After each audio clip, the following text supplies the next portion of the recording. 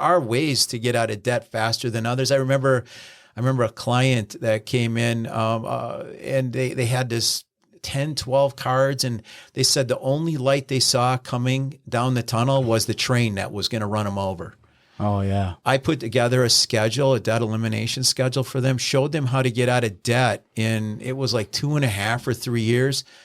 And you should see how they, over the course of 2-3 meetings, how that picked them up. They saw hope. They saw that light now at the tunnel a different way. Yeah. They really, they got out of debt in some fashion. I would say they probably weren't even that successful at everything that I showed them how to do. One of the things they did was they bought some term insurance. And I got a call about, I don't know, it was 8-10 years later from a family member saying that one of the spouses had passed away. And had they not had this insurance, this term insurance, I helped them put together, and it wasn't the cheapest thing in the world because there was some underwriting issues. But it was the key, and they said it kept the surviving spouse from having a financial crisis. They were able to pay off the house. They didn't have to sell the house. They were going to able to move forward. It was just one of the first people I helped early on. It wasn't anyone that most people would even be considering, but it was a friend of a friend that needed some help, and I needed some repetitions. Yeah. And it's really something that I remember as a cool story where I really impacted someone. Again, you think of all the people maybe beyond this life that would come and thank you for spending and investing some of your time on their behalf. Those maybe will be a couple of people that'll show up and say, hey, I really appreciated what you did. Yeah.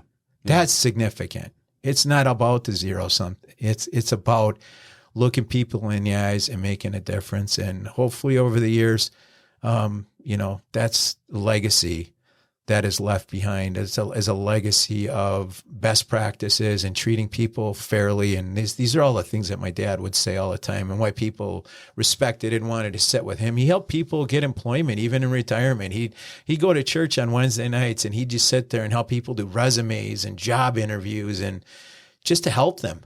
Yeah. And just the people that approached me after he passed away and said what an impact they had made in their lives was really something. So if you can see that forward in your own life, now you're really talking about inventorying some assets that really make a difference. Yeah, that's the stuff that you carry with you. Absolutely. I remember early on when I was first getting in the business and you were talking about stuff, and a story that you shared with me that I thought was really cool and gave purpose that I didn't know was the owner of that manufacturing company you worked for. And, you helped him. You had told me that one of the best things you felt you had done in your life was help him retire when he did at 55 by helping him see that he could do it, and as a side note that, that sold you out of your own job. Right. But that was in his best interest, and he ended up dying, was it 10 years later? And he had to go spend time with the grandkids for 10 years that he, instead of just building it bigger and bigger and always bigger and more and whatever, it's like, man, you helped him go enjoy life with the grandkids, time that if he would have waited until a more traditional time to retire, he would have never had it. Yeah. And I love the fact that he really was big on always telling me, Rob, your family is your best investment. Rob, your family is your best investment. Rob, you're spending a lot of time here the company, and we really appreciate that, but you make sure you go home and take care of your family now. And he had appreciated it because of the experiences he had in his family, and he loved his kids. And then those kids, then there started to be a next generation. And it was unexpected that he passed away when he did. But it was interesting to go to his funeral as well. And there's the people from the company that were there and his family, and you could just tell that he did right by a lot of people, and he certainly did right by our family. And that's why I felt, staying in till the end and helping him get to where his goals were was the right thing to do. And, it just happened to be the right timing to launch, into a career change where we were going to be helping people in a more personal way. as opposed to manufacturing a product. We were going to be taking care of a service where there was a shortfall and a need, and it's valuable, and it's probably not been the biggest, but we hope it's certainly done a great job helping the individual family, the individual business owner that cares about their employees, that wants to have something that makes sense for them. I mean, those are the people that we really resonate with.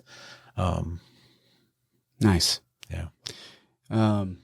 Looking up at the scoreboard, right? Because you're clocking it in late in the game. What is your next goal? What else do you got to do? What do you want? What do you see yourself doing in the next 10 years? Yeah, it's just continuing. Again, try to pass on some of the things that I've learned to our family advisors. Make a difference in the community. Certainly take care of our family with our needs as we age and so forth. We hope our kids are generous to us as we were to our parents. My wife did a great job caring for her mom as well. It's like a financial ministry. It's a really cool. People say, when you're going to hang it up or whatever. I don't see myself hanging it up. Maybe sizing it differently or giving responsibility. I mean, a lot of the advisors now, if there's a new client to work with, we'll share it together. We'll team effort. I think that's really good for the client to have more than one advisor. We have a support team that takes care of a lot of the service issues. It's a team that we surround the client with. But it's just keep inventorying those life experiences so that, as Stephen Covey would say, when they do the eulogy, there's something positive to say, and hopefully somebody had some positive thoughts or memories or showed up to pay respects or whatever. It's in leaving that legacy behind, not necessarily in a financial way, but did you make a difference with mankind? Did you treat your neighbor the way that God intended to, and did you love God as well? I think that's where it boils all down. That's what the fourth quarter looks like, and hopefully we're not in the fourth quarter yet. No, you're not. You're not that late. You're not that late in the game. I'm just giving you a little rub. Maybe we're closing out the first half, though. Yeah, closing out there for the first half. Nice. You're doing pretty well for the first half. Might have even entered the second, but might be in the third quarter. We'll see. What else should we talk about, man? We're right around an hour. I don't think so. I mean, we go on for a long time. We could do hours on just the farm back home. Yeah. Which my dad didn't mention, but he built his house on the farm.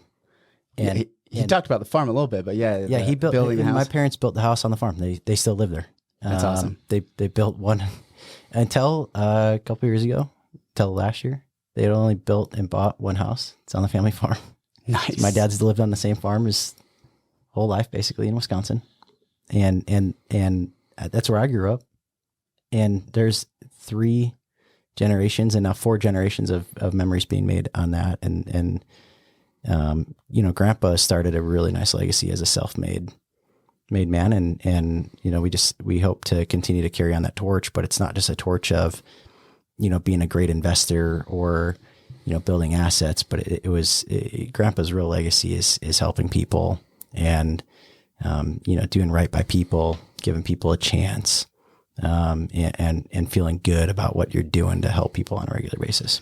Well, and he was kind of the face of a lot of it, maybe a little bit more higher profile because he had a business and a lot of people asked him more about the investments and stuff. But man, my mom, she was the glue to the whole thing.